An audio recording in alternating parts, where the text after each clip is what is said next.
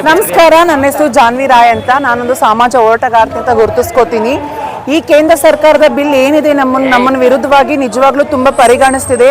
ಯಾಕಂದರೆ ಇದೇ ಥರ 2016ರಲ್ಲಿ ಇದೇ ಥರ ರಾಷ್ಟ್ರ ಮಟ್ಟದಲ್ಲಿ ಒಂದು ಡೆಲ್ಲಿಯಲ್ಲಾಗಲಿ ರಾಷ್ಟ್ರ ಮಟ್ಟದಲ್ಲಾಗಲಿ ರಾಜ್ಯ ಮಟ್ಟದಲ್ಲಾಗಲಿ ಒಂದು ದೊಡ್ಡ ಪ್ರತಿಭಟನೆ ಆಗಿತ್ತು. ಅದೇ ಥರ ಇವತ್ತು ಪ್ರತಿಭಟನೆ ಮಾಡ್ತಿದ್ದೀವಿ.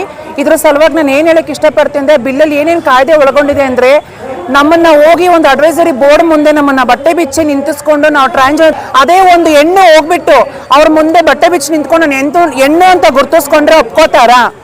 ನಾವ್ಯಾಕೆ ಬಟ್ಟೆ ಬಿಚ್ಚಿ ನಿಂತ್ಕೊಂಡು ನಾವು ಟ್ರಾನ್ಸ್ಜೆಂಡರ್ ಅಂತ ಗುರ್ತಿಸ್ಕೋಬೇಕು? ಮಂಗಳಮುಖಿ ಅಂತ ನಾವೇನು ಗುರ್ತಿಸ್ಕೋಬೇಕು? ಅದರ ಸಲುವಾಗಿ ನಾವು ಭಾವನೆಗೆ ಸ್ಪಂದಿಸಬೇಕೇ ಹೊರತು ನಮ್ಮ ಮನಸ್ಸಲ್ಲಿ ಒಂದು ಭಾವನೆ ಇದೆ, ಆ ಭಾವನೆಗೆ ಸ್ಪಂದಿಸಿ. ಅದನ್ನು ಬಿಟ್ಟು ನಮ್ಮ ಅಪಿಯರೆನ್ಸ್ಗೋಸ್ಕರ ನೀವು ಸ್ಪಂದಿಸಿದ್ರೆ ನಿಜವಾಗ್ಲೂ ತುಂಬ ಕಷ್ಟ ಆಗುತ್ತೆ. ಯಾಕಂದರೆ ಸಮಾಜದಿಂದ ಆಗಲಿ ಕೌಟುಂಬಿಕವಾಗಲಿ ಆಗಲೇ ನಮ್ಮ ಸಮುದಾಯದವಳು ಹೇಳಿದ್ಲು, ಶಾಲೆಯಿಂದ ಆಗಲಿ ಎಲ್ಲ ಕಡೆಯಿಂದ ಶೋಷಣೆಗೆ ಒಳಗಾಗಿ ನಾವು ಆ ಚೌಕಟ್ಟಿಂದ ಆಚೆ ಬಂದಿರ್ತೀವಿ. ಮತ್ತೆ ಚೌಕಟ್ಟಿಂದ ಆಚೆ ಬಂದಿರೋದು ನಮ್ಮನ್ನು ಒಂದು ಕುಟುಂಬದ ನಾವಿದ್ದಾಗ ಆ ಕುಟುಂಬನೇ ನೀವು ಒಡೆದಿ ಶಂಕೆಗೆ ಧಕ್ಕೆ ತರೋದನ್ನ ನೀವು ಮಾಡ್ತಿದ್ದೀರಾ. ಇದು ತುಂಬ ಅನ್ಯಾಯ ಆಗ್ತಿದೆ.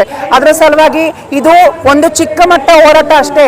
ಇನ್ನೂ ಅನೇಕ ಮಂಗಳಮುಖಿಯರು ಸಹ ಬಂದು ಒಗ್ಗೂಡಿಸಿದ್ರೆ ಇಡೀ ಕೇಂದ್ರ ಸರ್ಕಾರವನ್ನು ಮುಟ್ಟಾಕಕ್ಕೂ ನಮ್ಮ ಕೈಲಿ ಸಾಧ್ಯತೆ ಇದೆ. ಅದೇ ಥರ ಡೆಲ್ಲಿಯಲ್ಲಿ ಒಂದು ಪ್ರೊಟೆಸ್ಟ್ ಮಾಡಬೇಕು ಅಂತ ಅಂದ್ಕೊಂಡಿದ್ದೀವಿ, ಬರೀ ಕರ್ನಾಟಕದಿಂದ. ಅದು ಯಾವಾಗ ಆಗುತ್ತೆ ಅಂತ ನಾವು ತಿಳಿಸ್ತೀವಿ. Thank you.